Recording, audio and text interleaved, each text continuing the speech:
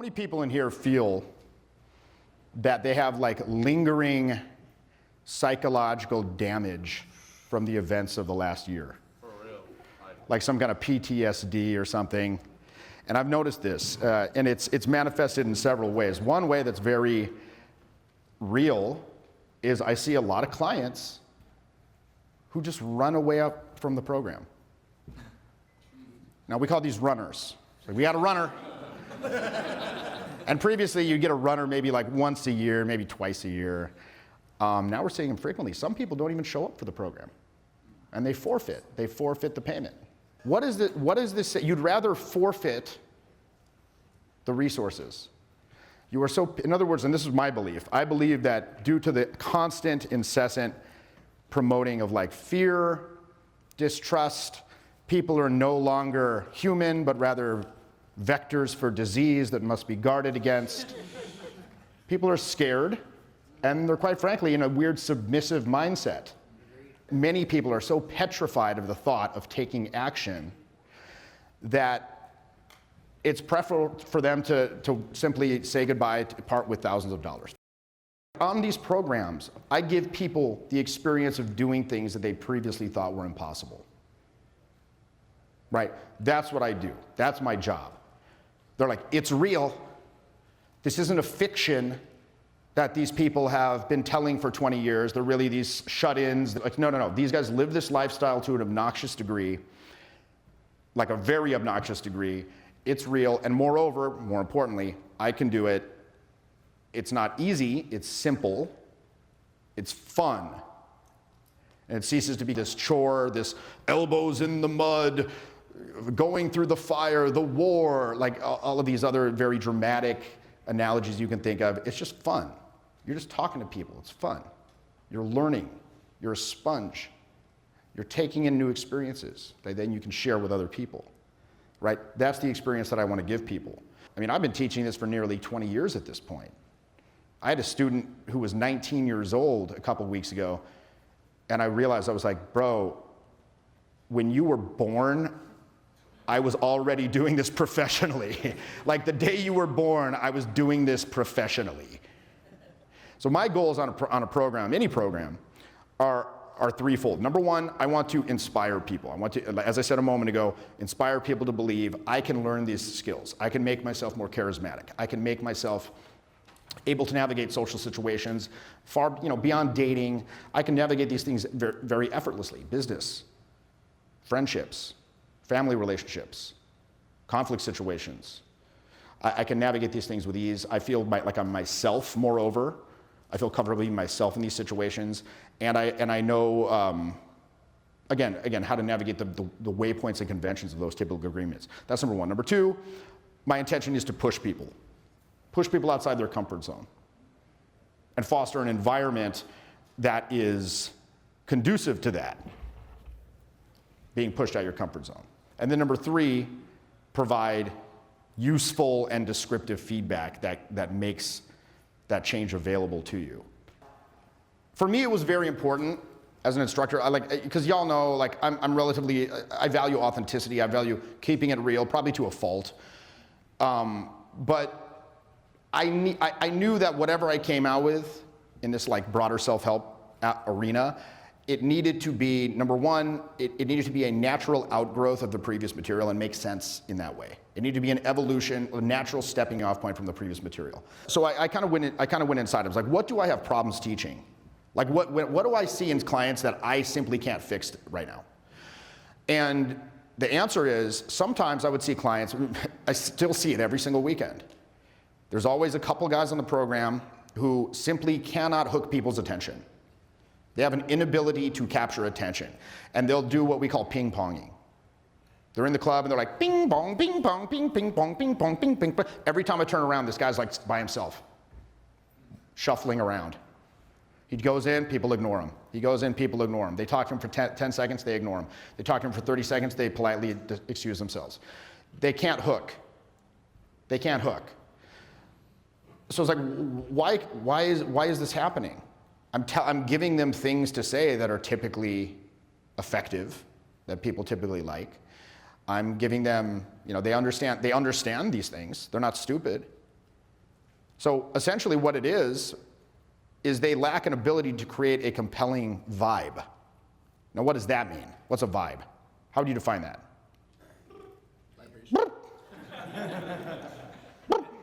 It's like a good emotional feeling. When this person comes up to you, do you enjoy being around them?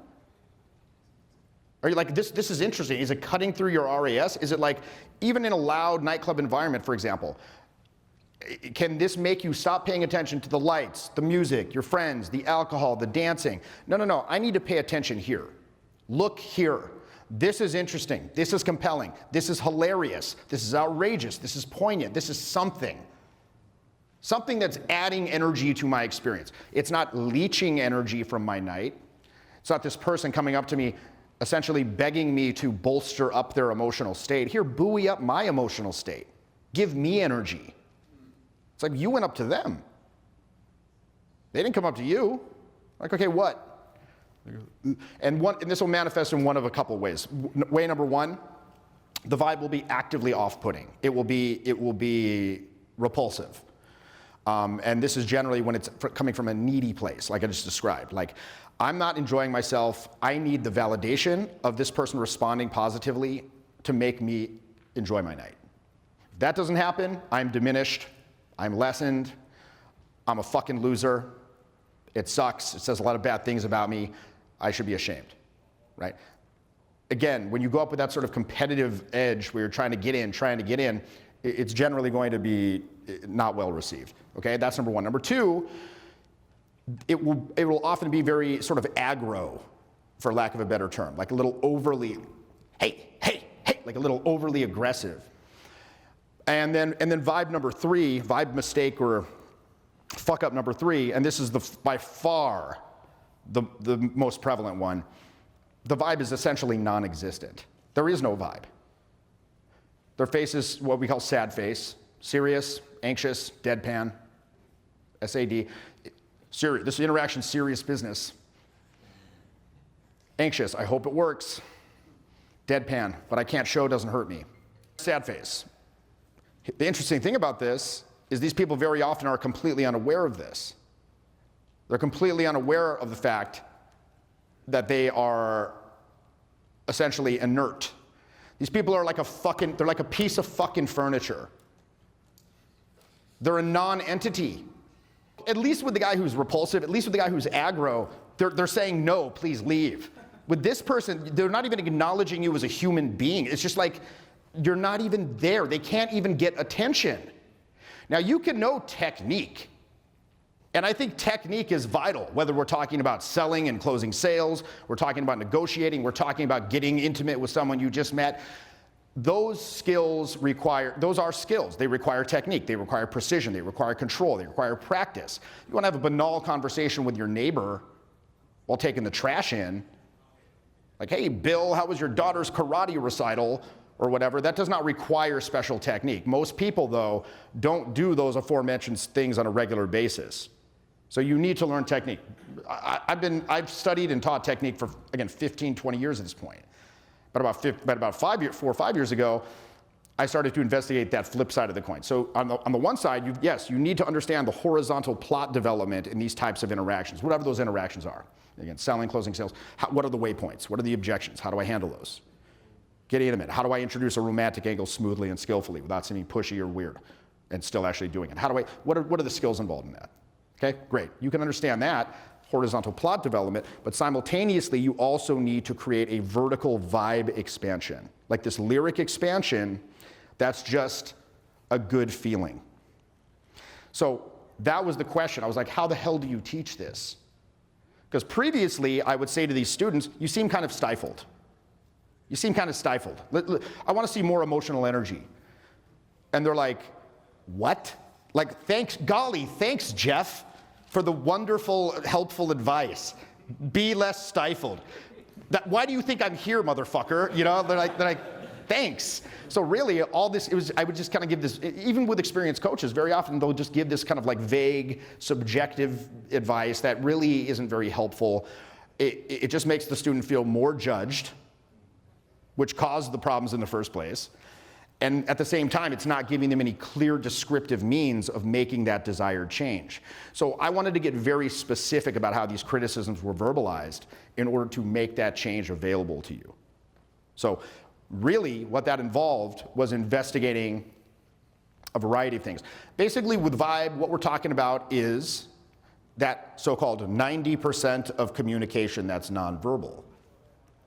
Now everyone's heard that phrase, right? Hands up if you heard that phrase, say yes. Yes. Right? So how many people generally agree that that's a truism? Yes. Yeah. Most people would be like, oh yeah, that's true. Isn't that interesting? We all agree that that's true, yet how come we never investigate that 90%? We spend all this time on the 10% of verbal content. That's where the focus lies. Because I feel that feelings and emotions, emotional energy, things like this are far too nebulous for most people to wrap their heads around, especially considering the focus of our educational system. And as such, they just kind of give it short shrift. It's very interesting because, say for example, even with vocal tonality, something like that, with your voice, there's a very interesting, I guess, possibility for internal incongruence. Like the content of what you say and how you say it can vary dramatically. Like let's look at the phrase, I love you. Kid asks the parent, Mommy, do you love me? Parent's like, of course I love you. Right? Said like that, it means what they say. What if they said it like this? Of course I love you. Or like, of course I love you. Or, oh, of course I love you. Right? So again, the way you say things, the language musicality can create dramatically different effects. But most people, they don't, at least in my experience, many people, they don't speak in a monotone per se, some do, but people tend to speak in certain ruts, certain predictable ruts that don't lend a lot of interest to their speech patterns. Simultaneously, a lot of people have this so-called facial armoring. Simultaneously, a lot of people are holding physical tension, and this onset of the physical tension can be very subtle. It can be almost subliminal. And for most people, these tensions, you've deemed them to be useful and necessary for so long that they're likely now below your threshold of awareness. You're not even aware that they're there. All you know, I feel stifled. Right? So this begs the question, how do we go about fixing this? How do we go about fixing this? So I wanted to develop a system for doing just that. Most people come to me to learn about dating, right? It's not a secret, you know? I'm not ashamed, I'm not proud, but I'm not ashamed. But historically. But there's a million reasons that you need to learn how to improve your charisma, right? Like we said before, for business. What is business? Fundamentally, what is business? It's relationships resulting in value exchange between people. It's about people. So again, selling, pitching, interviewing, navigating office politics. So you actually get promotions, dealing with customers, making friends, just making friends. Now, you might be like, well, shit, I got enough fucking friends, Jeff. You know, how many people here have like a pretty good circle of friends? Well, less than you might think. The people you consider close friends. Now, when you're younger, it's very easy to make friends. Like say, for example, you go to college, you're in the dormitory, and then it's a ready-made situation for that. I find that a lot of people, when they get older, their friends kind of fall out, you know, or they get married, or they move away. Hell, they might even die. Kind of morbid to think about, but it's true. I mean, I'm 45 years old. I got a list in my phone of people that I personally knew that died. Again, do you have the ability to actually go out and meet people? And like maybe you move to a new city. Do you have the ability? How many people in here believe that they have the ability to land in a new city where they know no one, and within a couple weeks have like a rudimentary social circle going that can serve as the seed? That's great. That's phenomenal. It's good. It's very encouraging. And again, so you learn these skills, you know how to do that. Also, like say you're traveling and you meet some stranger at like a bar. They can show you the real underground stuff in the city, not just the tourist stuff. So again, very valuable. And then of course with dating, you have abundance. And I think that's the biggest thing most people want. They want a sense of agency. They want a sense of choice. They don't want to settle. They want to, every day they're with someone, be like, I'm staying here because I want to be here. I want to be in this relationship because I like this person. I feel this person is great. And then even if that breakup happens, yeah, you're sad, but you have the ability to go on. You don't have to date in your social circle where it could be a problem. You don't have to date at work where it could be a big problem. You're trying to date at work in this day and age? Are you out of your mind? It's likely to result in some sort of problem, you know? So you don't have to do that anymore. You have options, right? So again, I believe, yes, reading books, watching Tyler videos, okay? Those are good ways to go, but I believe a lot of the big breakthroughs, for myself included, came from personal interactions with people who are better than me. In other words, personal mentoring, right? Because there is like things like the infield programs, which I'm running this weekend. It's full, unfortunately, but you know, I'm running a lot of these. I'm still running them. It's like a very hardcore learning environment. It's non-judgmental, where you can have FaceTime with the instructor, and he can give you feedback in real time, and guidance, and support, and encouragement. And that's why we also created the mentoring. So with the mentoring program, I have an 8-week mentoring program that's online. We do twice-a-week calls, and we get into how to create a vibe. There's a lot of guys, a lot of graduates from that program in this room right now.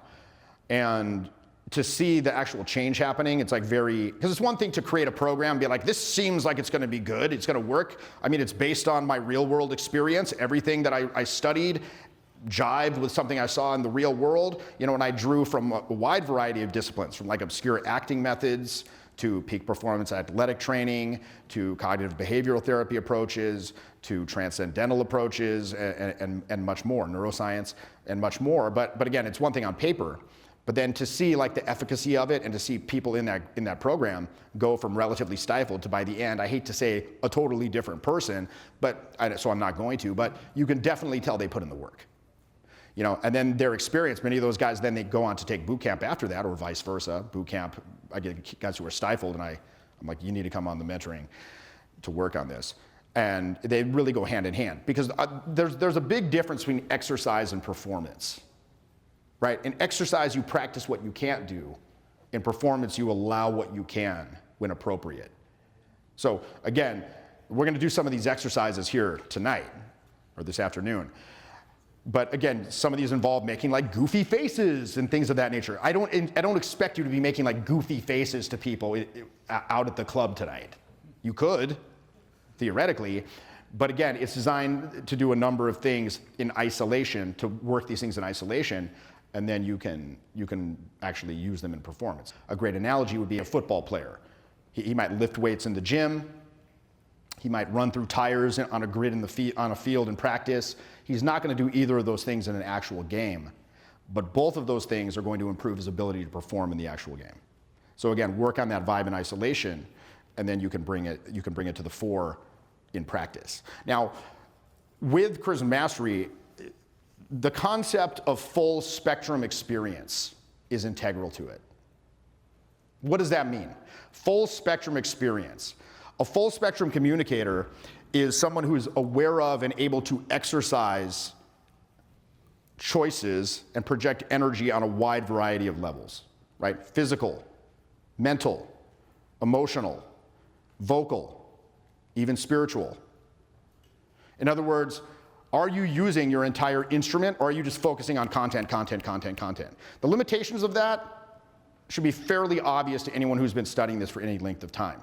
So again, in Charisma Mastery, I wanted to go beyond technique, right? I wanted to go beyond simple technique. I really wanted to probe the unconscious and conscious mind of myself and students to analyze, codify, and organize all of the various forces that go into charismatic communication. In other words, this is the area where a person's voice, body, emotions, intellect all form one coherent instrument, right? To be as powerful and as compelling as possible. In the past, these complementary yet often contradictory forces have proven to be this sort of confusing labyrinth for a lot of people. You know, trying to just think about this, even hearing me talk about this right now, you're probably like, it almost sounds like a confusing labyrinth. With Charisma Mastery, I believe that I developed a very unique and useful way for you to analyze and, in fact, synthesize all these components of charisma for yourself, and then to actually apply that in learning how to be more successful in your social and business connections. The initial exercises in Charisma Mastery are mostly devoted, and again, we're going to do some of these in a moment, are mostly devoted to freeing yourself from inhibitions that block charisma, right? When you go up and you're like, I'm stifled, or I run out of things to say. Those are very, very common things. How many people like run out of things to say, right? At one point, like you may not, at one point everyone when they're first learning this has probably experienced that, right? I get stuck in my head, things like that. So these exercises, you know, they're useful, but we also have to go beyond and develop our instrument as a whole. So in other words, here's a functioning view of your energy system as you try to communicate. Here's how that system works as it communicates in life and experience. Here is an exercise process for you to develop that. Here's the means for you to continue to expand and develop those skills for yourself in perpetuity for the rest of your life. That's the goal with this. Like once people leave that program, and once people leave any program that I teach, I want them to understand on a new level what's going on inside of them, what's going on in the environment, and they'll be able to work that for the rest of their life. It's knowledge. Knowledge is not knowing, right? Up here, I'm just talking. We're using our intellect in the process of transcending itself, which is kind of an interesting thing to me. But I'm just talking. These are just fucking words. You have to have that four-dimensional meat space experience in order to translate it into knowing, you know, on that deep like that deep visceral level. And then you can transfer it into knowledge again and teach someone else. So this is all accomplished by understanding and acting on the following things. Okay, number one, understanding the charismatic vision that you want to create for your life. Do you even know what that is? Do you have a vision for the charismatic experience you want to create in your life? What does that look like? What does it look like when you talk to your friends and family? What does it look like when you go for a job interview? What does it look like when you deal with just random people you bump into on the street? What does it look like when you see someone you're attracted to and you want to strike up a conversation? What does it look like when you're at a party and you see someone who can help your business? Are you able to go up to them and pitch them in a non-weird way that adds value? Okay, that's number one. What's the charismatic vision for your life? Number two, understanding the demands that various social interactions are going to put upon you. What are those demands? This is largely where the technique part comes in. Number three, what are the societal conditions in which you're attempting to have these interactions? Number four, what are the ways that our negative counter-conditioning is inhibiting us from acting on all this? And then number five, last but not least, what can you do about all this? In other words, an exercise process for total charisma that gives you complete control over your continued development in that area. That's my goal here. And that exercise process is the vehicle that moves you towards charisma. Developing awareness of your conditioning. Creating inside of you a free and healthy space so that exercise process can work. Clarifying for you exactly what parts of you need to be worked on and how to do that. And then finally putting it all together in a total charisma exercise process. What is the fundamental purpose of developing charisma? More connection to vibe. To vibe, yeah, I mean, I guess you could, those are interchangeable. I would, you know, charisma, it's really been seen historically as this sort of nebulous quality, like something you're either born with or you're not.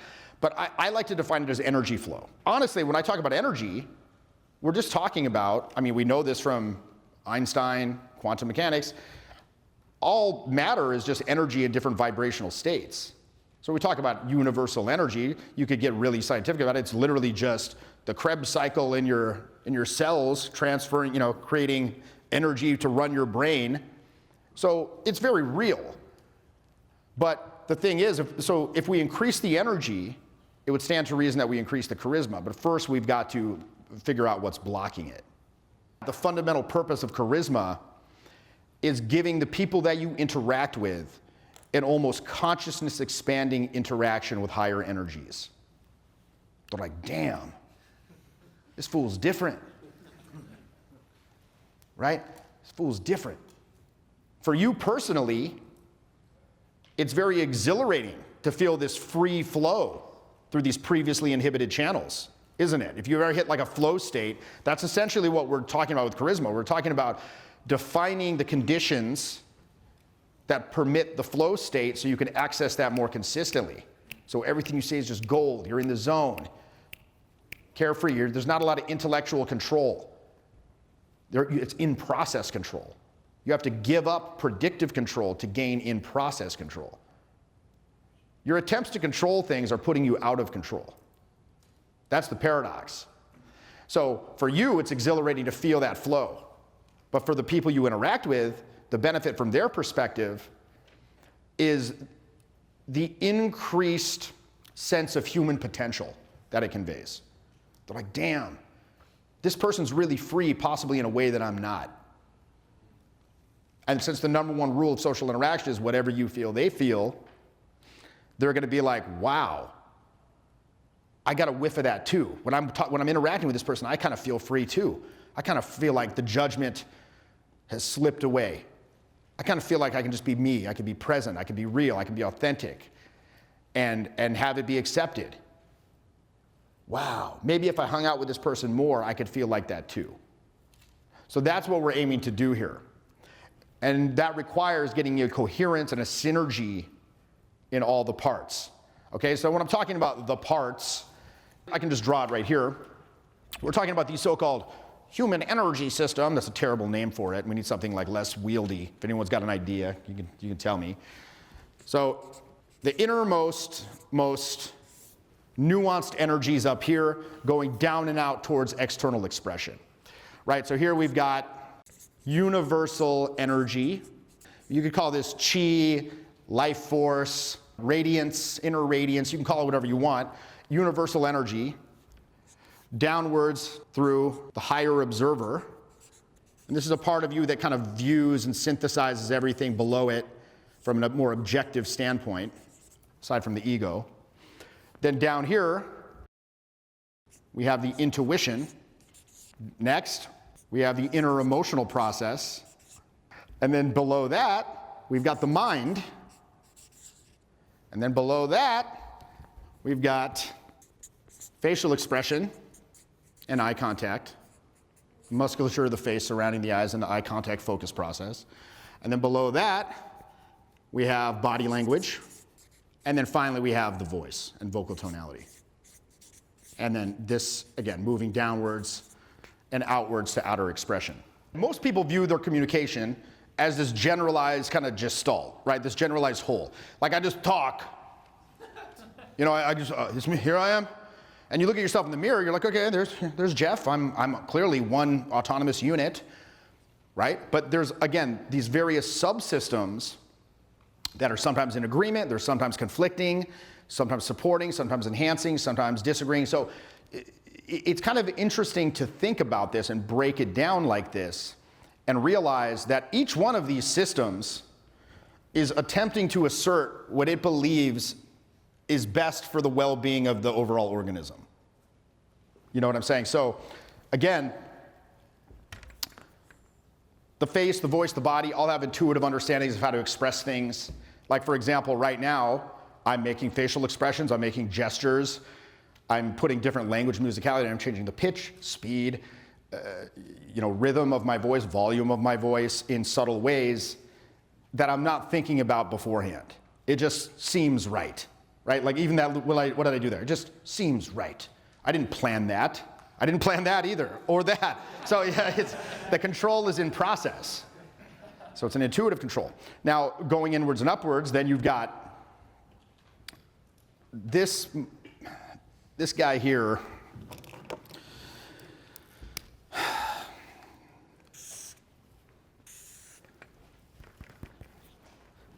This guy can be a bridge or a barrier between the inner and outer. Is it a bridge or is it a barrier? The mind is not a villain. It's very useful.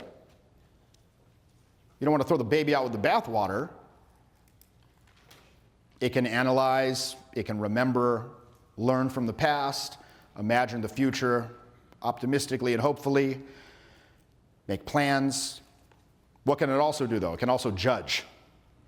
And that is where the vast majority of our problems come up. From a culturally conditioned, addictive need to judge and be judged by others.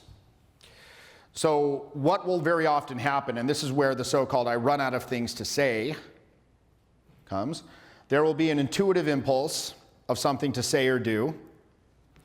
The mind then will sense a potential change in either the quality or quantity of emotional energy being output, and through our conditioning, we are conditioned to believe that emotional expression is dangerous. It's potentially threatening. It can make us seem silly or stupid or pushy or aggressive or whatever. So we need to evaluate this for the potential danger or usefulness before we allow that access to the outside. Now, of course, what's the problem? There is no timeout in an interaction for you to actually make that judgment call. So then by the time that you've actually made that judgment, either the moment has passed and you say it and the timing seems off, and it seems like you're second guessing yourself and thus insecure, it's subtly conveying insecurity, or two, much more likely, you simply don't say it at all. And then that's it, you're just stifled. You're just that guy that says nothing, right? So what we want to do is through exercise, we want to increase the amount of time that your mind spends in useful and productive activity, as opposed to being this judgmental hindrance. And that's very possible, right?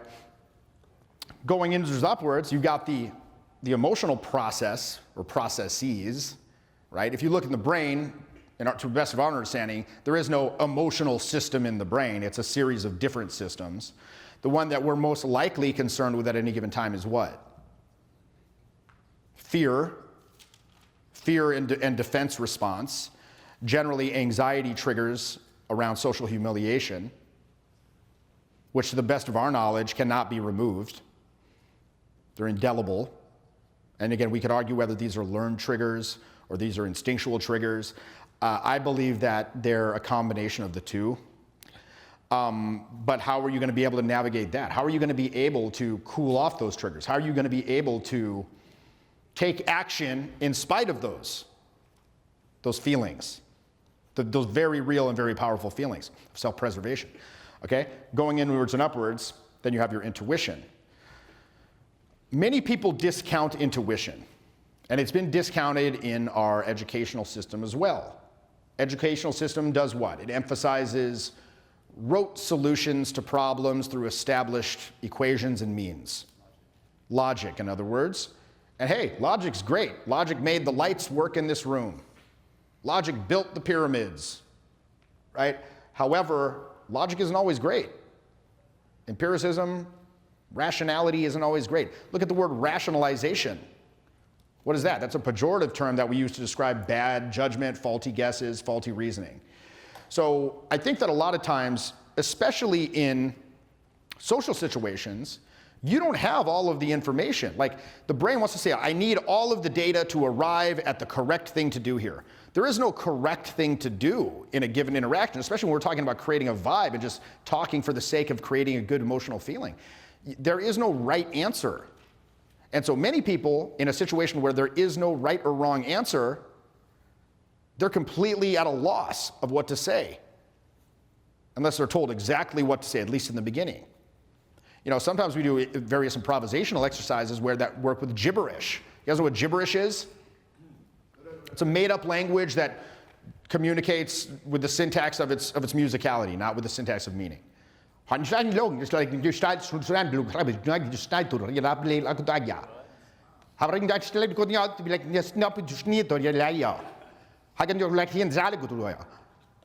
Many people, so it's interesting. For many people, students, the gibberish is almost like a Rorschach test of how in tune they are with intuitive energies. Many people can't even speak a single syllable of gibberish when they first start.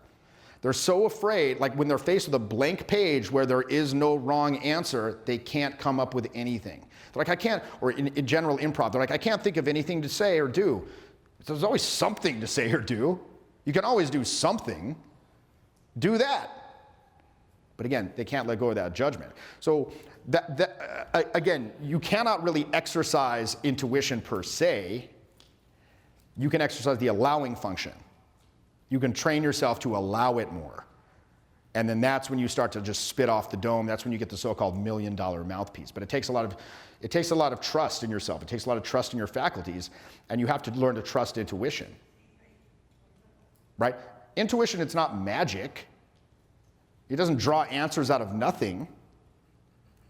But the mind is only able to work with what's consciously available to it in the cognitive working space. Right? What can be pulled up? What can be pulled up? Like information that has been specifically dredged up out of memory and put on the marquee here.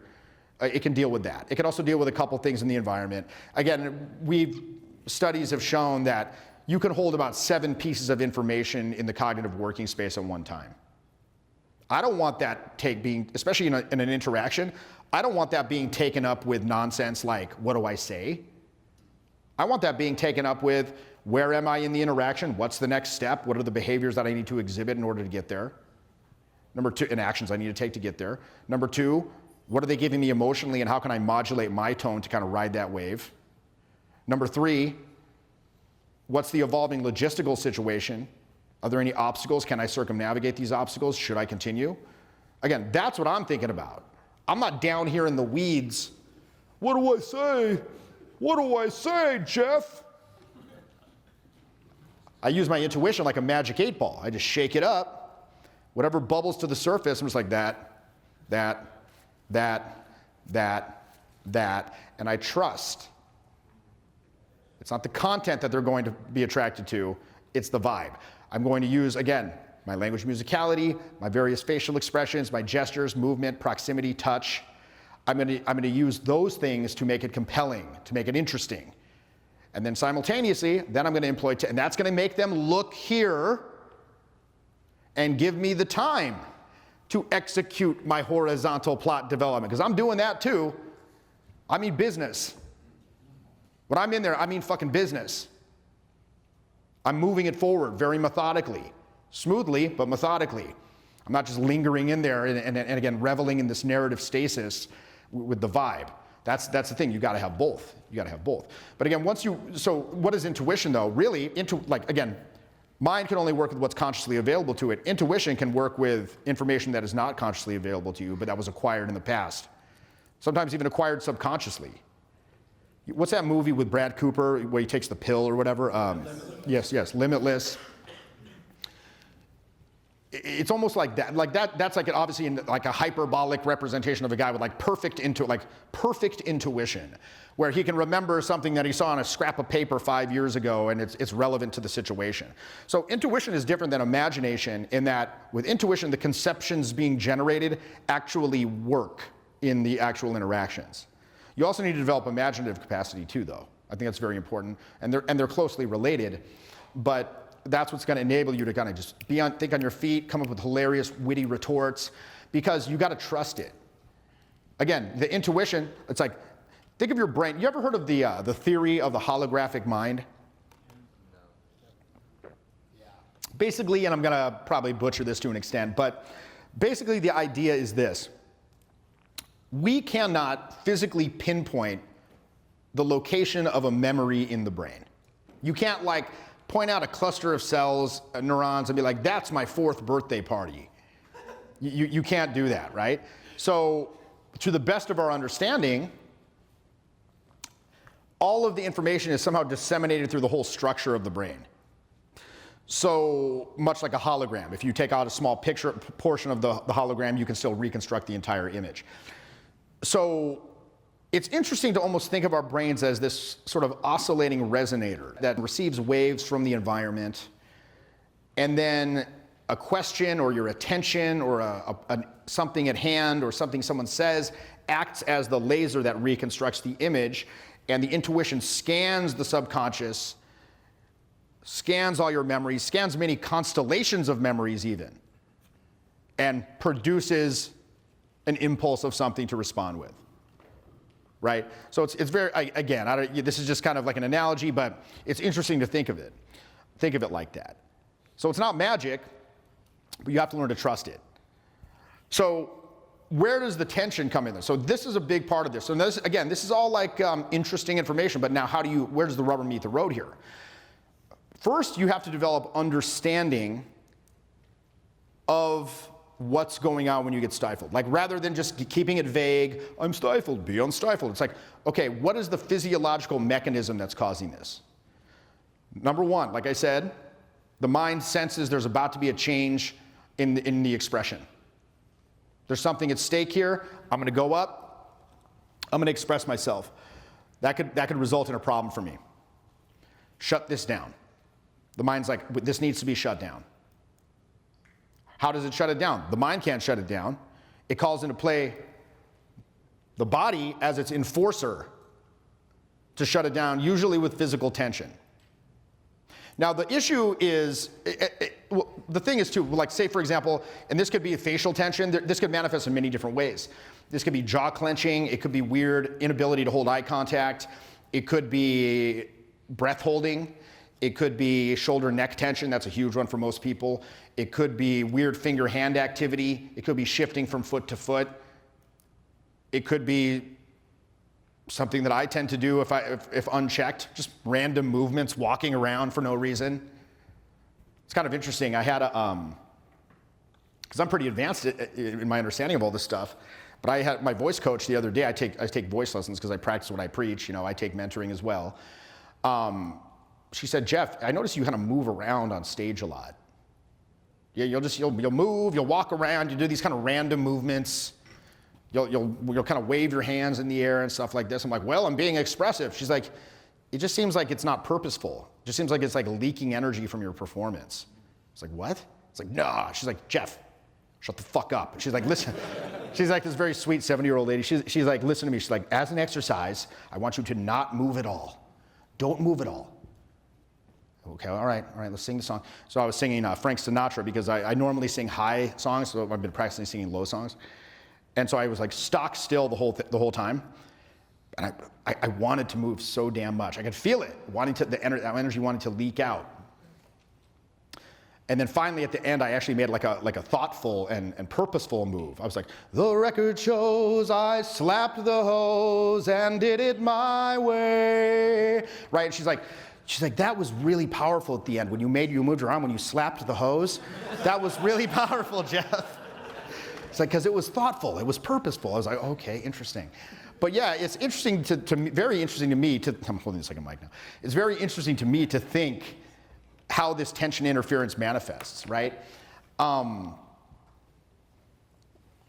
Like again, the sad face we talked about. With the face, you don't want to have sad face. You want to have like a vital readiness in the face. You want to be talking to people. I always used to describe this before I knew about this stuff. I'd say when I go up to them, my eyes go bright.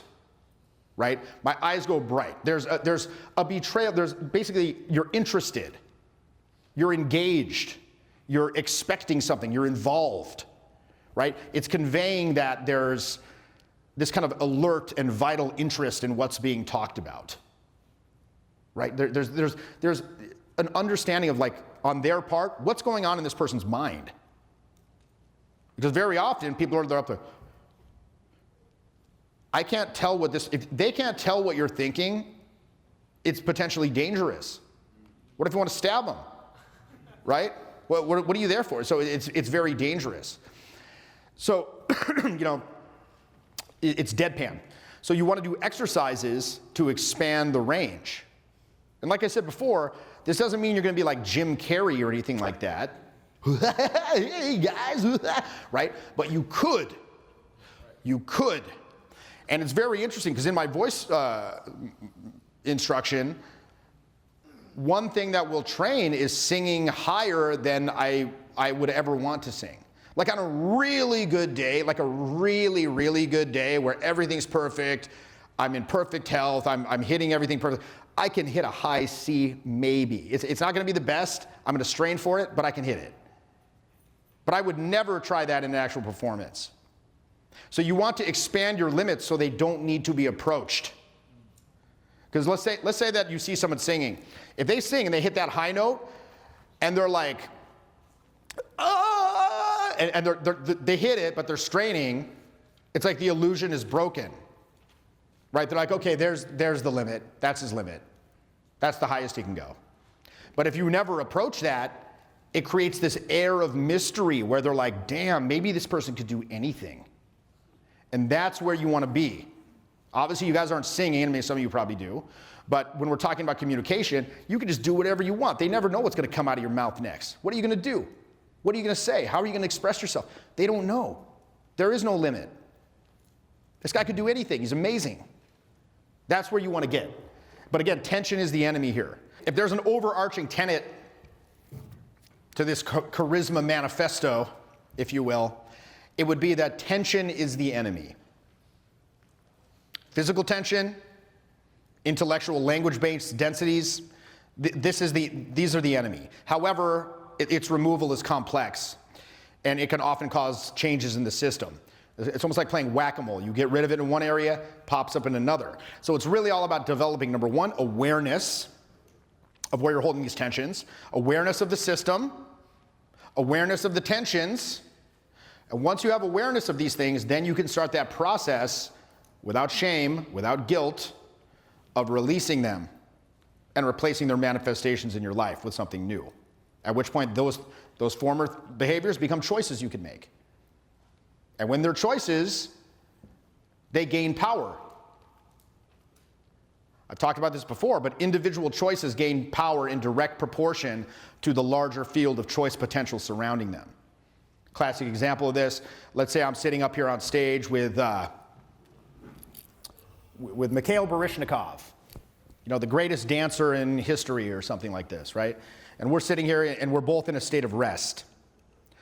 Baryshnikov is going to be emanating a greater sense of power from his state of rest because of the larger field of kinesthetic choice potential surrounding it, right? So this is why myself or Owen or Julian or whoever you think of as good at this, we can go up and I can ask boring interview style questions and have it work.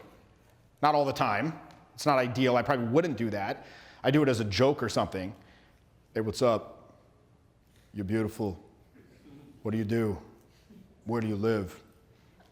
And have it work. I did this once as an experiment. I was in Boston with my assistant. We're like, let's do chode night. Like, what's chode night? We're just going to go up. We're going to say you're beautiful, put our hand on their lower back, and say, do you come here often? What do you do? Where do you live? And we're like, oh, the blowouts are going to be terrible. And then we started doing it, and then they're like responding well. They're like, so what about you? Where are you from? I'm like, why is this working? Why is this working? And I talked to Owen about it. And he said, he's like, yeah, of course. He's like, they can tell like most people when they ask those questions, they're like desperately treading water. Like, I hope the questions don't run out. Hope the questions don't run out. But when you do it, they can tell it's a proactive decision to be more laid back, more chill on your part. And at any moment, you could be like, Hadouken! You could bust out some fireworks, so to speak, right? So when you have the opposite, like you learn how to fight so you don't have to. But understanding that mechanism. Now, here's the thing. Very often, there's something that we call, for most of these tensions, they result from judgment. There's also what we call the anticipatory tension entanglement. Now, anticipatory entanglement, it's when you're getting ready to do it. And that could be, I'm getting ready to make the sales call. I'm getting ready to approach that person. There she is, or he is, whatever, I'm going to go approach. I'm about to go on stage. And there's this kind of almost universal habit of like, I need to get ready. I got to get ready to do this. Now, back in the day, when I was about to get on stage at one of these events, I'd be back there like I'd be like, yeah, da-na-na, da-na-na, yeah, okay, all right, shake it out, like getting ready. I do the same thing, like, because I sing a lot of karaoke, right? I used to, I'm up next, okay, I'm up next. Now I don't do any of that shit. I just try to remain as calm as possible. Because what I realized was anything that does not contribute to the actual performance, it's simply burning energy. So this is why a lot of people at the end of their night out, they feel tired because they have this sort of like hesitation fatigue. You know what I'm talking about? Where they're like, okay, I'm going to go, and then they're like, okay, what am I going to say? Okay, what's my, okay, I'm going to go. Wait, it's not the best time. Okay, I'm going to go. And it's like this stutter stepping, and it simply just burns energy. So you want to start thinking about that. Like you don't want to get, you don't want to get to that. Let me take this off. It's getting a little hot in her. You want to get to that point where you don't even go into that anticipatory entanglement. And how do you do that? Well, you need to really go through 3 stages of kinesthetic awareness. Okay? Stage 1, or let's say stage 0, is you're just in it. You're in it, you have anxiety, you cannot take action. You are petrified, and you don't even realize it. This used to happen to me in my early 20s. I would go to nightclubs, and ostensibly I wanted to meet someone attractive, right? I didn't really intellectually think this out. I was just like there, and I would just kind of like stand there, and just kind of stand there, and I'd see someone walk by that I liked, and I'd be like, ugh. Like again, not even verbally thought out in the mind, just like, oh, like them. And then of course didn't do anything. And then kind of like, and then I'd go home with this like vague sense of unease, like not even like you suck, you didn't go talk to, because that wasn't even being thought of. It was just like this vague sense of like failure. And so most people, I think, are in that stage where of awareness, where they have anticipatory entanglement, but they can't do anything about it, right? And then you get to stage of awareness 1. And that stage is like, now you realize, you're like, oh, I'm in it. I am in the state of anxiety. I can't do anything about it. I know what's happening. I know I want to go talk to these people, or I want to go, do the performance or whatever, but I'm feeling it, okay? Stage of awareness 2, it's happening. I'm going into it. I'm going into it now. Stage of awareness 3, and this is where you want to be, the stimuli are present where it's about to happen. And at that point, now you can train an incompatible behavior. And for most people, that's going to be what? Yeah, take action before it can grab hold. This is why I'll say to the students on the infield training, I'll be like, when we enter the venue, the very first thing you must do, as soon as we enter, you must speak to someone. I don't care if it's like some old lady, a dude, a fucking old lady, dude, a hybrid person. Like I don't care. I don't even care if you have any sort of interest in speaking to that person at all. The nearest person you must speak to, and you simply say like, "Hey man, what's going on? Cool night, huh?" Some nonsense. Just say, it doesn't matter. 30-second talk, because as Owen always says, you might know very well that the so-called danger involved is often arbitrarily related to any real danger, but your brain doesn't want your little promises. Your brain wants proof, not promises. It's like, no. Don't try to fool me with your florid language, mind. The limbic system's like, this is very dangerous to us. Don't do this. Homeostasis also plays a big part. I'm fine now. If I go talk to them, I might not feel fine. So you need to give it that proof. Like, go talk to the person, 30 seconds. It's like, oh, I'm still corporeal. I'm not vaporized. Okay. Next. For me, and even today, I'll still feel a touch of that. Like we're all prone to these entanglements. We're all prone to it. Even today, I'm still prone to it. After 20 years, I'll feel a reluctance very often to do that very first, introduction of the night. But what do? I understand that if I stand there and don't take action, there's an inertia to inaction, and I will go into anticipatory entanglement. I will go into approach anxiety, and then I will not be able to get out of it. Because the interesting thing about emotions, they have the ability to overwhelm the frontal cortex. Like once the emotional process has been set in motion, it hijacks your RAS, and you are literally unable to process information that would contradict that emotional state. Think about it. You ever had an argument with somebody and you were like, let's say they ate your sandwich at work, and you're like, yo, what the fuck? You ate the sandwich? I'm so sick of this. What did I say about this damn sandwich? Like, and you start yelling at them, and they kind of start yelling back like, hey, fuck you. And they're like, no, fuck you. And it's like, you know what? I wasn't even here on Tuesday. It was Susan. And you're like, and there's incontrovertible evidence they didn't in fact do it. But you're still mad, aren't you? You want to keep, well, there's probably something else you did too. You just want to keep arguing. You ever felt that? There's like that, or the same thing, the fear. It's like, oh, I shouldn't be afraid. You can tell yourself all you want, I shouldn't be afraid. Until that emotional episode has passed, that refractory period has passed, you won't be able to process it. You're in the grip of it. So you want to get to the point where it does not take hold, and you cool off the triggers by training that incompatible behavior. So, again, the quality or quantity of the emotions that you're going to express to trigger these interference and control patterns, it's not the issue. It could be a happy emotion, it could be a negative emotion, and sadness, anger. It doesn't matter. It must be controlled, it must be repressed. Again, here everyone's probably well aware of the pernicious influence of negative social counterconditioning, right? Judgment, dualism, scarcity, self-centeredness, perfectionism, abdication of responsibility, blame, negativism. Where do these things come from? They come from your parents, they come from possible religious upbringing, they come from your peer group, they come from the media, they come from the educational system, they come from corporate culture, they come in from all directions, right? But the essential message is emotions must be contained, they must be suppressed. Think about the process of blocking emotions. Let's say you're going to cry, you want to cry. Something's very sad and you're trying to block it. You're like, I can't cry right now, I need to block this.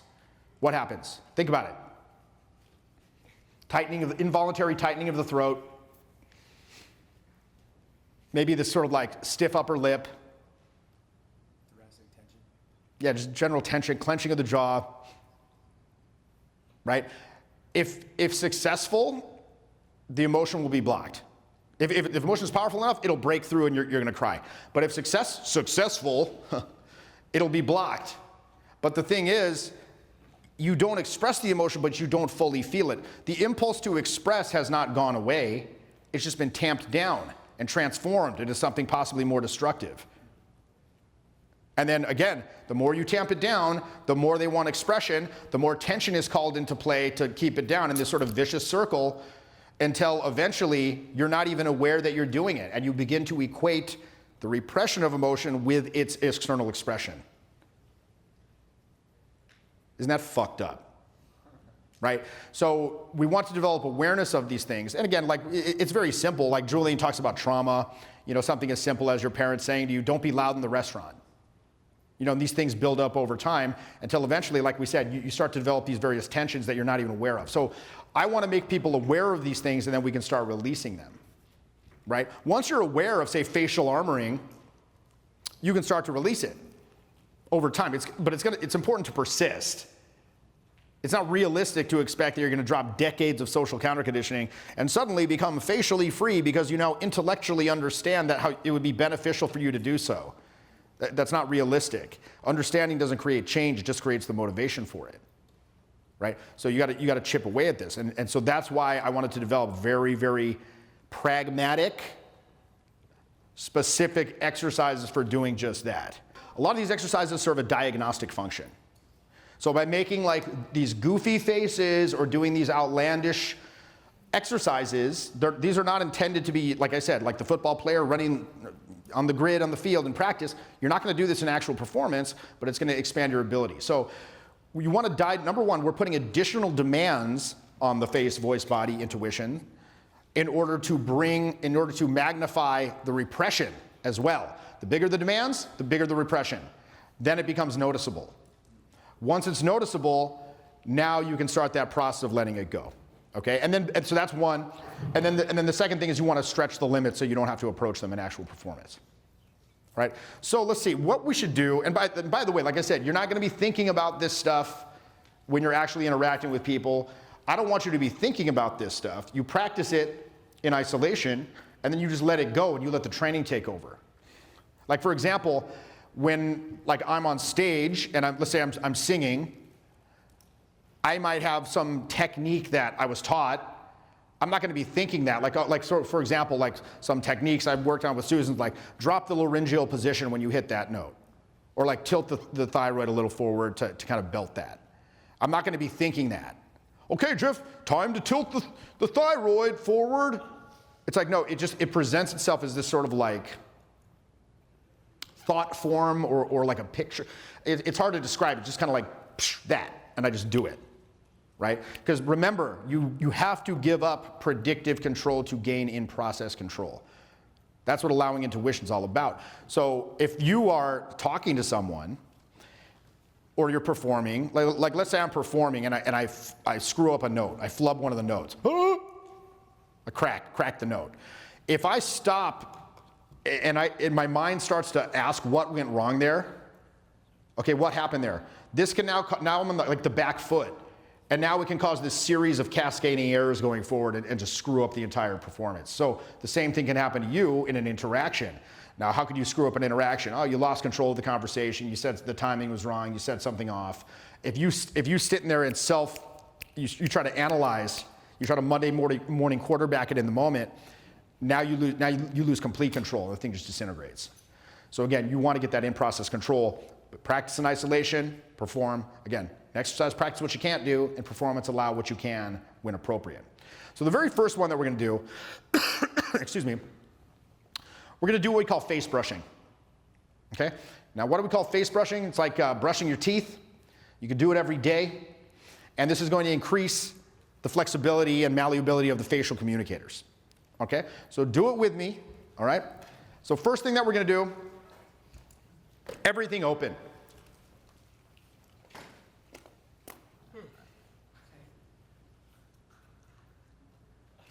Everything closed. Everything up. Everything down. Face to the left. Face to the right. Top left, bottom right.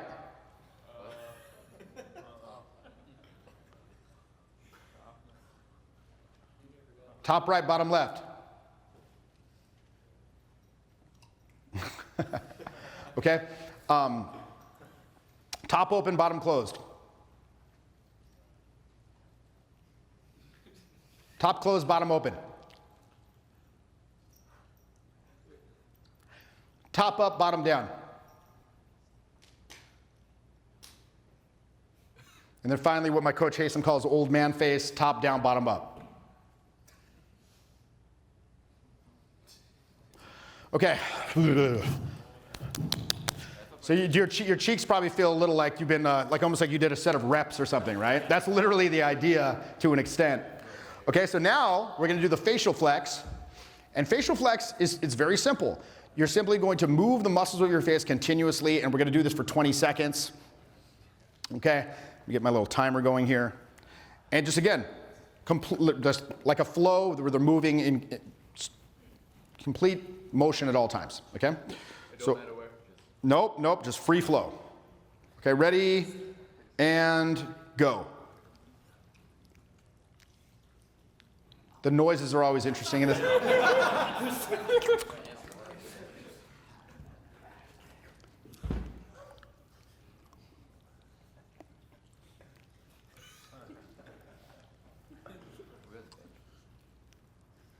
Okay, stop.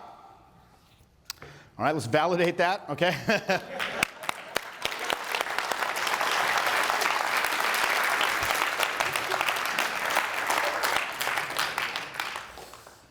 Okay. Now we're gonna do this 4 times, okay? So we're gonna do this 3 more times. So this time, I want you to, as you do this, we're gonna do it again. This time, start to become aware of where you might be holding tensions. Okay, as you're trying to do this, like where am I holding tensions as I try to do this expression? For a lot of people, it's, again, shoulder, neck. For me, it's always breath holding, like I struggle with that. But it could be anything. It could be locked knees, it could be anything. It could be finger motions, so kind of look, as we do it, just look out for that. Okay, ready?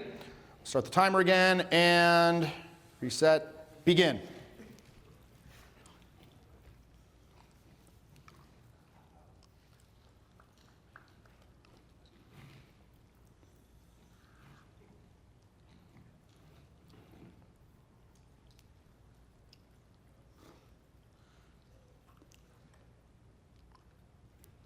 Okay, stop. Okay, so now hopefully you've identified at least one tension that's being held as you try to do that. For me, again, the fucking breath holding, even though I'm well aware of this, and it's better than it used to be, but for me it's breath holding. So now this third time, I want you to focus on releasing that one, like pick one of those tensions you identified to work with, and I just want you to not do that one, release that one as you flex. Okay, so for me, I'm just gonna breathe freely. I'm gonna consciously make myself breathe freely as I do it. Okay, ready? Begin.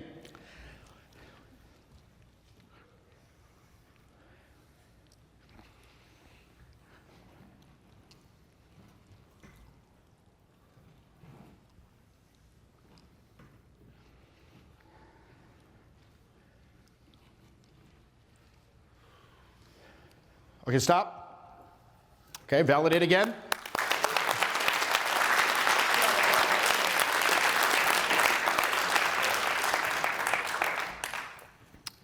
Now, the last time we're going to do it, this time, I want you to watch as you do it and release that same tension. Watch how the releasing of the tension affects the flex. Is there more flexing? Is there less flexing? Is it about the same? Okay, one more time. Begin.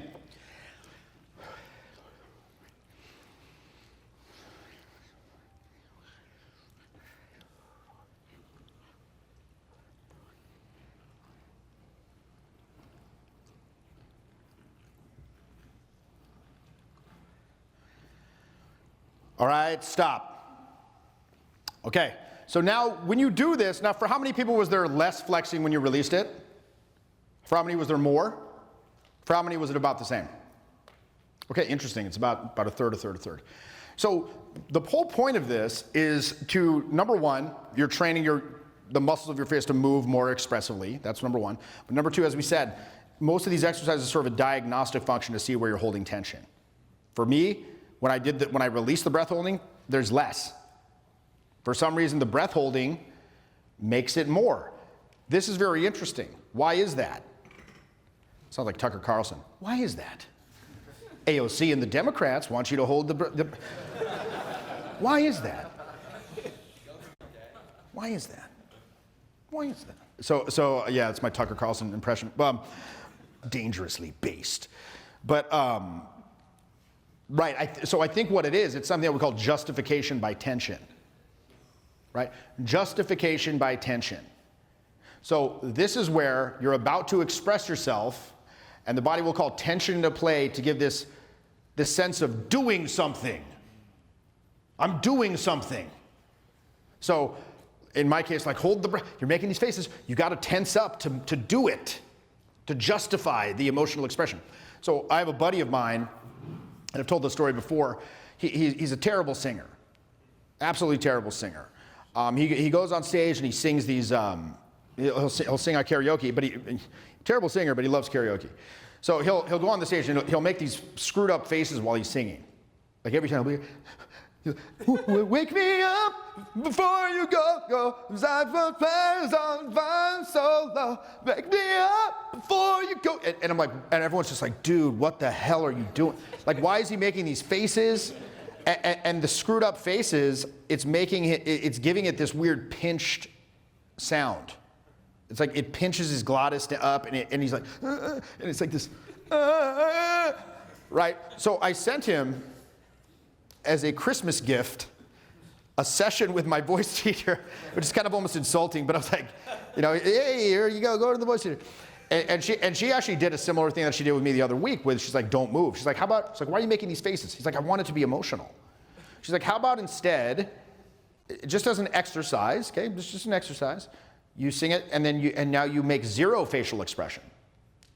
Zero. And so he's like, I did it. I couldn't believe the sounds that were coming out of my mouth. And then the next time he went up, he stopped doing it. And when he doesn't do it, he sounds kind of good. It's like, wake me up before you go. It's like clear and free. But then he often reverts to it. Again, because remember, it's so ingrained. So again, we're not talking, there's a lot of analogies here with singing, but to take it back to say like a nightlife environment, you want to go talk to someone, it almost feels like you're wearing this like tight bodysuit. You're kind of like, okay, I'm gonna go. Like, and you just kind of tense up. You're like, okay, I'm gonna justify the expression. Okay, you don't need to justify the expression. Again, remember, anything that does not contribute directly to the process itself is just burning energy. And you're gonna get fatigued, you're gonna get exhausted, you're gonna get tired, and it offers you nothing. It offers you nothing but putting you out of control and damage. Damage to your voice, damage to your mind. Damage, it's not a good look. So you need to learn to let that go. It's very easy to just do a conscious tension check when you're out. You know, just do a tension check. Head to toe. It doesn't mean you sit there and meditate or something. Just like head to toe, where am I holding tensions? Okay, let's consciously let those go. You know, motion creates emotion. This is why if you see me out, you know, at Barbarella or whatever tonight, like I'm not gonna be there like,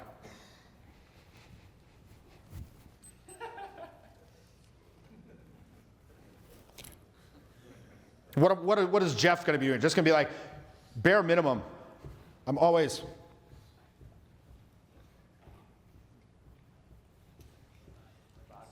and I have like a smile on my face. Like, what's cool about this place? What's cool about this? I enjoy this. More likely, I'll also be, that's the bare minimum, I'll probably also be like, duh, blah, blah, blah, this is my son, ha, ha, like whipping people with a headband, like singing some song, always I wanna be with you, like singing some nonsense, like yelling gibberish, throwing things, like why? Because I want to be part of the environment. I want to enjoy myself in the environment, not be like, this guy sticking out like a sore thumb, and then he's gonna turn it on. Hey, it's like, and then as soon as they go away, it's like, back. It's very, I mean, it's funny, but it's true. It's funny because it's true. You know, I see these guys, I call them the sauntering salmon. Like very often I'll see the student and they're like a sauntering salmon. Sauntering is like this aimless walking, and they're like going against the current. They're literally, they just look like this. You'll see these guys just, they often have a drink too, so they're like, you'll see them, they're just kind of in the club like, I'm like, oh, where's, you know, it's like some student. I'm like, oh, where's that one guy? I'm like, oh shit, and I see him across the way, he's like this dazed sort of expression, and like they just look aimless. And they have no purpose. It looks like they're not walking with purpose, they're not moving with purpose, they're not enjoying themselves. So, and again, this is all the result of these intellectual factors of control coming into play. But the thing is, it's funny because it's not verbalized internally. You're not like, I'm about to express myself. Call the tension into play to repress it. It's just this, it's just like this culturally conditioned response that has no like intellectually verbalized reason. It just has these intuitive reasons. So this is where the awareness building comes in. Right? Now, additionally, and so by the way, when you do that simple thing, we say face brushing, facial flex, you arrive, by the end, you have now arrived at a point, however little, okay? Like, it's like we just did one rep, or one set of reps. You do one set of reps, it's not, now you're not like peaking like Schwarzenegger.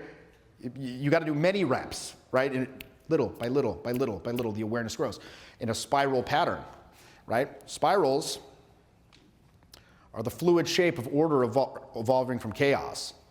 So you arrive at this point of understanding, and then you return to the same point from a higher level of understanding, upwards and upwards and upwards. So you start, when you do the process again, now you have a higher point of understanding, and it just spirals upwards and upwards and upwards.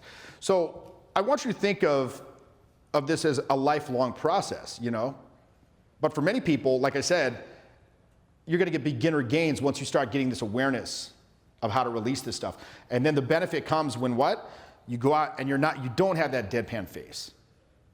You have an awareness, okay, I'm getting tense, release this tension. Take action before, okay, you have an awareness of the mechanisms at play, you have an exercise process to work on it, and then now, boom, you bring that and you add in technique, lethal, right? You're closing sales, you're closing the deal, you're making the connections, you're doing it all. It's very free, it's very easy. The face we take for granted, I think, a lot of the time, because number one, you can't see your face most of the time, right? And so you just sort of take it for granted. And I believe the face is the least consciously developed mode And I used to think it was because, oh, it's not sexy, ooh, facial expressions, right? But now, even though I knew the power of them, because even from a very young age or stage in my career of doing this stuff, I could change the whole tenor of the interaction with like a raised eyebrow or like a what do they call it? Like a Hugh Grant, like a self-deprecating facial gesture if I said something stupid. Like I could fix it with things like that. It gives you a level of control over the interaction that goes far beyond mere content. So I always knew that. So I thought it wasn't sexy, but here's the thing. Now I believe it's because people are afraid of it. Which sounds weird, right? But understand, we've all heard that saying, the eyes are the windows to the soul. Basically, the face is the mode through which we send open and vulnerable messages to people. And many of these messages can seem threatening to the sender, especially if you're someone who who's been guarded in your communication your entire life.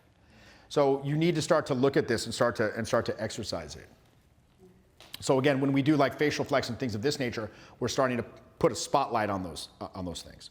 Every time on the infield trainings, and I'm going to say this tomorrow night when I meet the fellas, if any of you are on the program, I'm going to say this to you. Tonight, when we go out, I want every person you speak to, I want you to stand directly in front of them and look them in the eye as you speak to them. Okay? That's it. Can you do that? You think you can do that? And again, not to the side, not like 10 degrees off, like directly in front. In fact, do you feel the difference when I talk to you like this, like hey, versus when I talk to you like this? It's a little different. It's subtle, but it's different. There's more engagement. It's like I'm engaging with you. I'm making a decision to communicate and share and engage with you, collaborate with you, basically. So many people, everyone will say, yes, I can do this. What percentage do you think do it? 10, 15, 5? I would say it's close to 0. Like 1%. It's very, very close to 0. And you believe you will. Everyone, you're like, oh, I will. You will not. You will not. You think you will. You believe you will. You won't. Because it's so subtle, like there's something just telling you, don't do this. Don't fucking do this. Right? And I think for a lot of people, especially if we're talking about like a dating situation, you're trying to meet someone for that purpose, to stand in front is to say, hi, I'm here to pursue a romantic encounter. It's essentially to own the intention, to stand in front and look them in the eye. Because let's face it, they know why you're there. They're not dumb. Oh, why would this person be approaching me in the nightlife environment?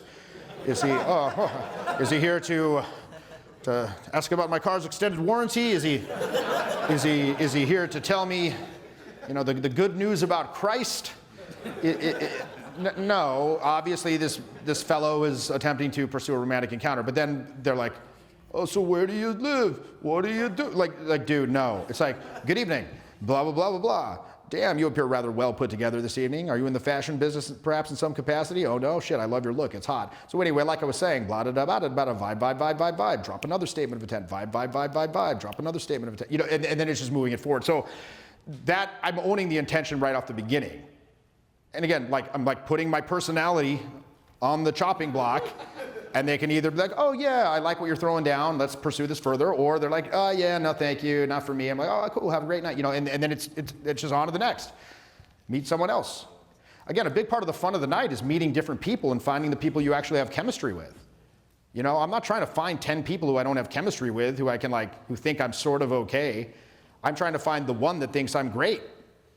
And if I have to talk to 10 people to do that, I can do that. It's not so, I don't feel diminished if they're not, I realize I'm for some, not for others. That was a huge, huge understanding of epiphany for me. Some people just aren't going to like you no matter what you do, right? And they're not going to be down with it for whatever reason. It has nothing to do with you. Maybe it does have something to do with you. But very often it will. But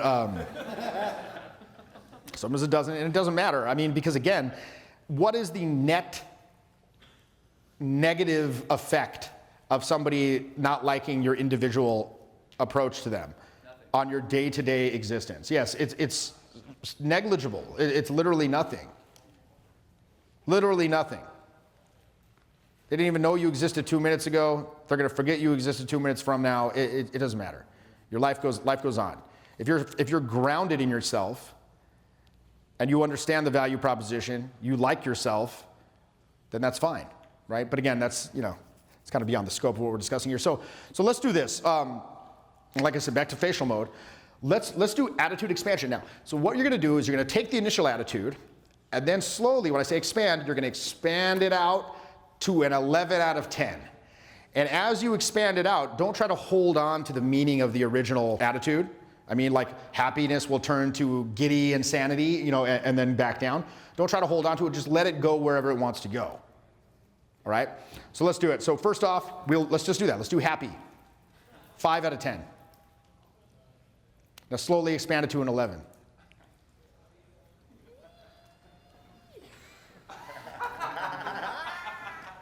And back down slowly.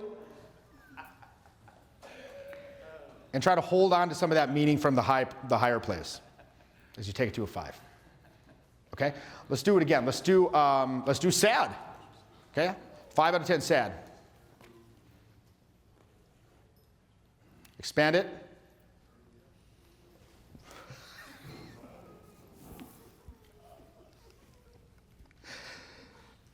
Okay, now take it back down to 5.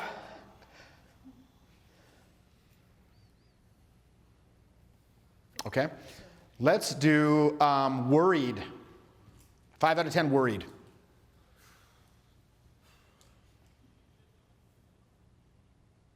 Expand it, 10 out of 10.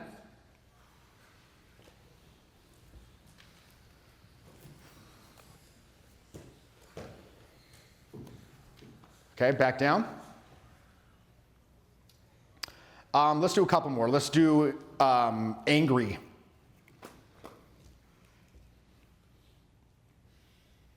Expand it, 10 out of 10.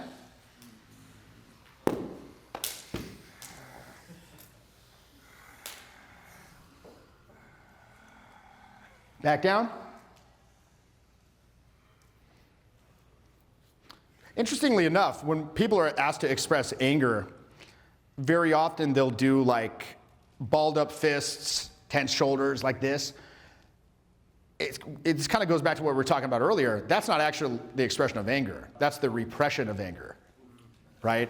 Actual anger would be like, ah, like actual acting out on it. So it's kind of interesting to think about how that repression expression error comes back into play. Okay, now we're going to do another one. This one's kind of interesting. And this one is called Quasimodo Has Feelings Too. Okay, the Hunchback of Notre Dame has feelings too. So what you're going to do is you're going to make an extreme mask, basically just like a Halloween mask face. Like, okay? You're going to pull one of these masks, and then I'm going to call out an attitude, and you have to somehow, without substantially altering the mask, express that. So it's like some deformed monster is experiencing this emotion, okay? All right, so first off, pull a weird mask. Do it now. Like a really weird, like extremely weird. Okay, there you go. And now let's do frightened. I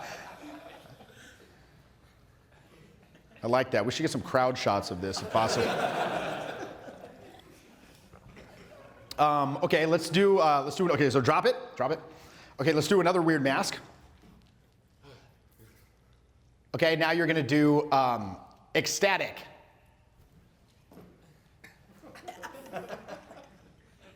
Okay, don't drop it. Let's do one more. Okay, one more. Okay, all right, let's do, okay, pull another weird mask. Okay, now do playful. All right, great. All right, enough of that. So,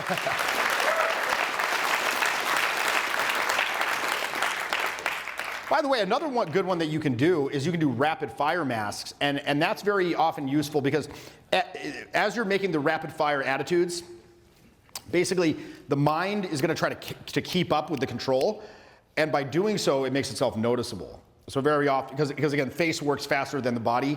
So again, you can boom, boom, boom, and it'll kind of magnify those even more. Now, I believe that most people haven't really exercised their imaginative impulses very often since childhood. And if it hasn't been consciously developed, this will have atrophied.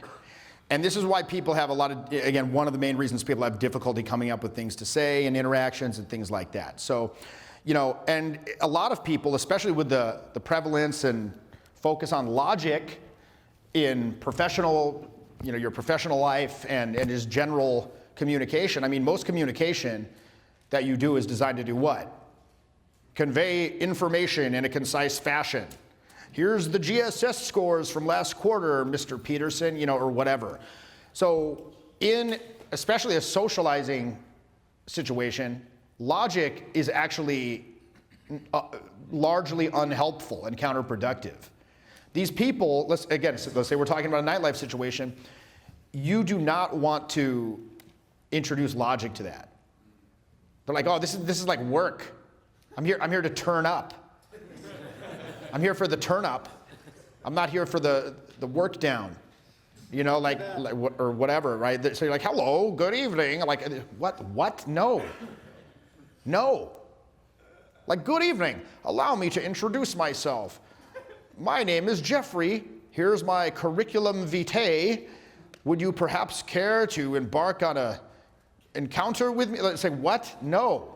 In fact, if you said it like that, that might work. But what's more likely to work though? Going up and again, asking somebody's resume and giving your resume, or going up and saying, balls! Yeah, yes, balls. Yes, saying balls is more likely to work, okay? To work or to be well received. Like, oh, weird, fun. I actually did this in Amsterdam. That's why I mentioned it. One time I went up to this table. We were at some club, and there was this table of girls sitting there. I was like, balls, balls, balls, balls, balls. And they're like, balls, balls, balls. That's like my Netherlands accent, I guess. Balls, balls, balls. And it's a fun time, So it's fun, fun, fun, fun, fun. It's like an ethereal, fun dream. It's not logic. So here's the thing, though. Most people, again, they haven't exercised the imagination. They haven't exercised the allowing function of intuition.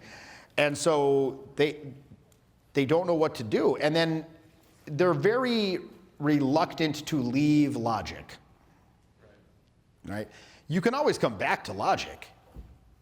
And usually later on in the interaction where, again, they do have interest and now you're starting that process of unveiling.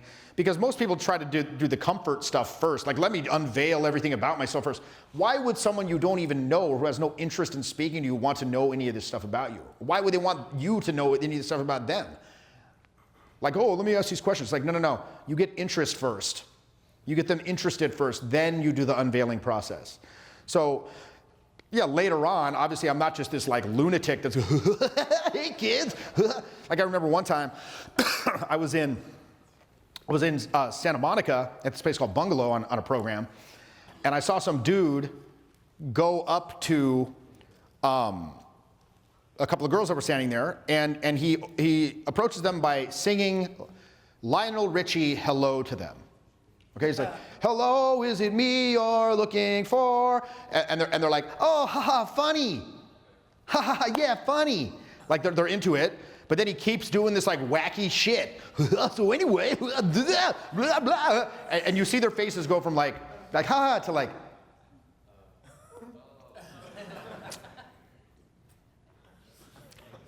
yeah, well, hey, it's good to meet you. We're gonna go, and then it was done. So it's like you also have to have a depth. Logically, there's a place for that. But again, let me just put it this way. It's very rare that I see somebody communicating so imaginatively that they've clearly gone over the line. It does happen, I've seen it, but it's very rare. But it's much, much more common to see these uninspired, unimaginative, unenergized conversations that fizzle out and go nowhere. So this is why you want to practice this. So what we're going to do here is very simple. We're going to do a 3 random words story. And what you're going to do is you're going to get into groups and you're going to take turns. This should take no longer than a couple of minutes, 5-10 minutes tops. And you're going to take turns. You're going to tell a 2-minute story, okay? And the other people in the group, so this is why it's good to have 4. The other 3 people are going to come up with the words. Like dragon. In fact, give me 3 words. Wait, one at a time. So Tesla. Porta potty. Cotton candy. Duck. Donkey. Okay, I heard donkey, I just didn't understand. So what was it? It was Tesla. Okay, Tesla, cotton candy, donkey. Now here's the thing, you want to start going without even thinking about it. And what I'm going to do here, by the way, is an imagination flex. Ideally, I'd like to do an intuition flex where it's, what's the difference? Intuition flex, it's like actual experiences from your life, so it's more of a example of what you would say in an actual conversation, whereas imagination flex is just, again, pure fantastical nonsense. So I'll maybe do a combination of both. So I heard the other day that Elon Musk of Tesla, he is developing some sort of robot, right? It's called the Tesla bot, and he's specifically making it so it's like weak and you're able to like run away from it and beat its ass. And I already kind of see some problems with this, but it was kind of funny because he had in his presentation, he didn't have like a prototype of the actual robot. Did you see this?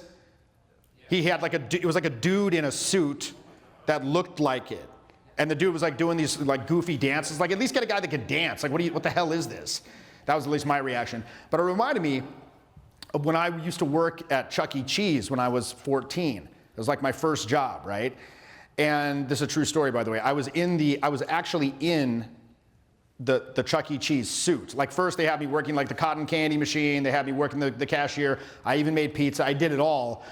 But I actually worked because I was short, right? And they don't want a tall person in the suit because it scares the kids, right? I remember one time, and the kids were fucking dickheads, dude. They'd kick you in the balls. They like literally, the first thing most kids would do would kick you in the balls. And I swear to God, this is true. And the parents would just laugh. They would just laugh. And it's like, and I hated it. But then, like, in retrospect, if my kid kicked Chuck E. Cheese in the balls, I'd be like, I'd probably laugh too, to be honest. But anyway, so I remember one time I took LSD in the suit. So also, it's a totally true story, by the way. And I was tripping. I was like, shit, what am I? Am I a fucking mouse? Am I a rat? Am I a donkey? I don't know what the hell's going on here, dude. Like, but I was just like, the kids can't see under, right?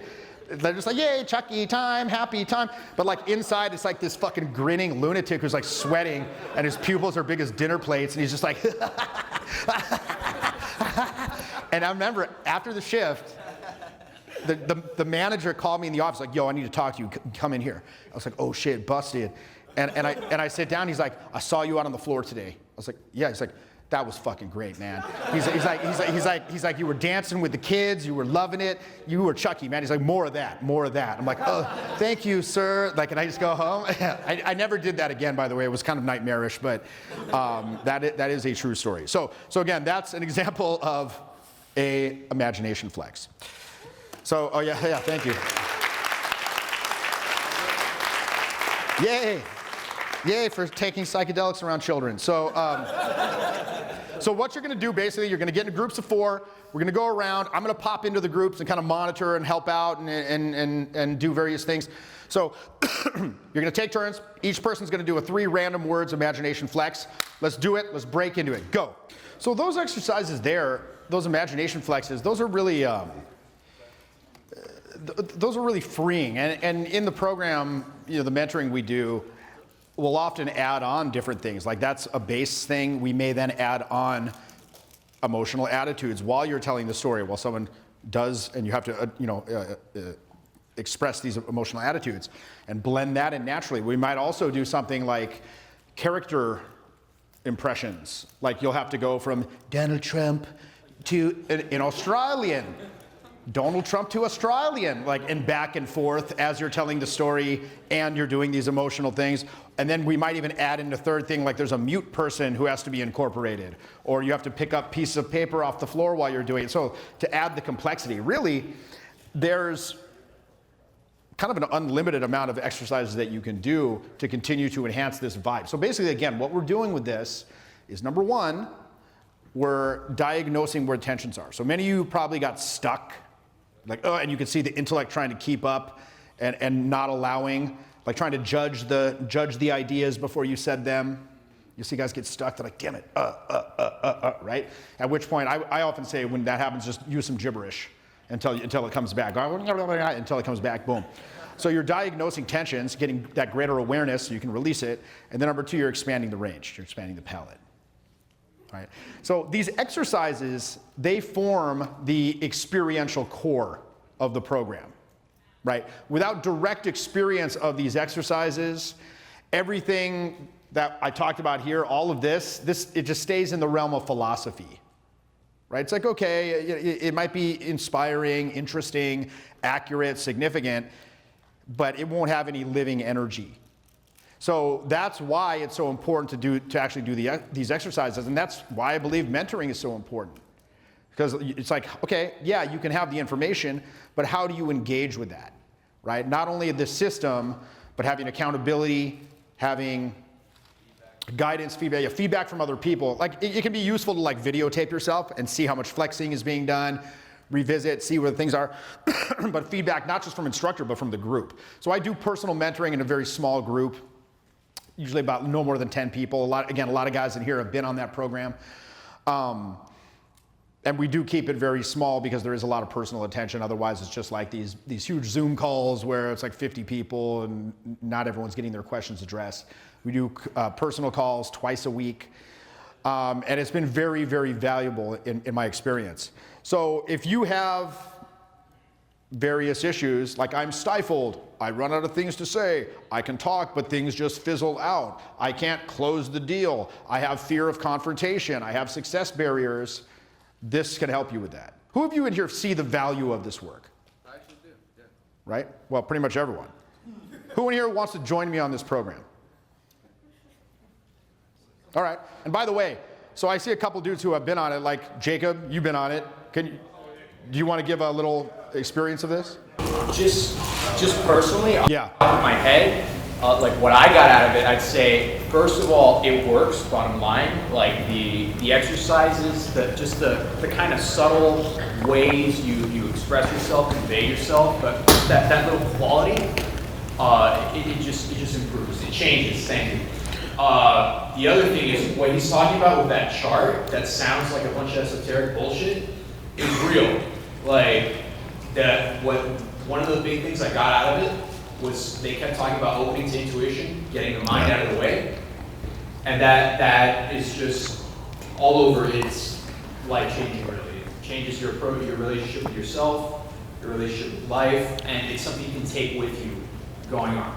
Yeah, thank you. I would say the biggest takeaway from the program is just having the exercises. So it's kind of something you can move forward with, and you can always kind of practice those exercises. I've definitely noticed having more ability to express myself with my face, more emotional color with my voice, better tonality. So yeah. I would say just having those exercises in the bag, something you can work on, something you can work on at home that will improve your social skills when you actually go out. Yeah. Yeah, like the flip sides of the same coin. So here you're learning the vibe, and then if you go out and do the performance, you get both of those. Again, it's that missing component when I saw students couldn't hook attention. It's like, okay, well, it's because of the vibe. So let's develop a very pragmatic way that's concerned with practical reality to exercise this stuff, to exercise these things in isolation and bring them back. So this model has profoundly affected how I view my own communication, and it's profoundly impacted the way I teach when I'm actually in field and now in the mentoring. So look, if you have vibe problems, fix it. Stop it today. You're all here. I applaud you. Let's applaud ourselves for being here. Okay, like as corny as that sounds, you made it out. You have a commitment. You have a commitment to actually making change in your life. But make this a new chapter in your life. Look, I talk a lot of shit because I back it up. If I listened to people that told me I couldn't do this, I'd still be parking cars at a hotel. So it's so important to develop this stuff because nobody knows anything about you or your style or your history until you bring it to them.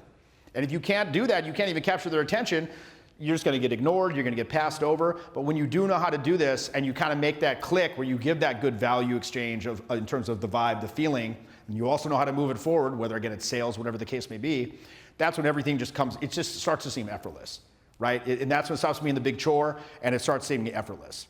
So instead of like feeling tense when you're out meeting people, you're going to feel free, you're going to feel yourself. I intended for there to be a really easygoing and positive feel to the course. The classes tend to be relaxed, they're warm, they're expansive. We explore a wide variety of things. It's like, yes, some of the exercises get a little complex, but throughout there's this kind of spirit of thoughtfulness, respect, play, creativity. And I've really spent decades developing this process and creating like a holistic, for lack of a better term, healthy, creative environment in these programs as an alternative to the negative counter conditionings of society and our educational system and our upbringing, which usually just offer what? Judgment, negativity, scarcity, perfectionism, et cetera, et cetera, et cetera. So in that non-judgmental space, you can actually make a leap through the fear into the unknown, right? Because remember, all learning is movement into the unknown. Like I'm asking people to use their energies in ways that they fear. Like, what are the energy uses that you fear in terms of expression? Why do you fear that? What's the mechanism stopping you? Let's go through that, right? So there's a quiet revolution happening here. This is all about just helping you discover your true self. That's really what this is about, right? Underneath all the conditionings, underneath all of the shame, the guilt, the judgment, the addictive need to judge and be judged. So this is for anyone who's interested in power, who's interested in love, who's interested in self-awareness, who's interested in play, who's interested in growth.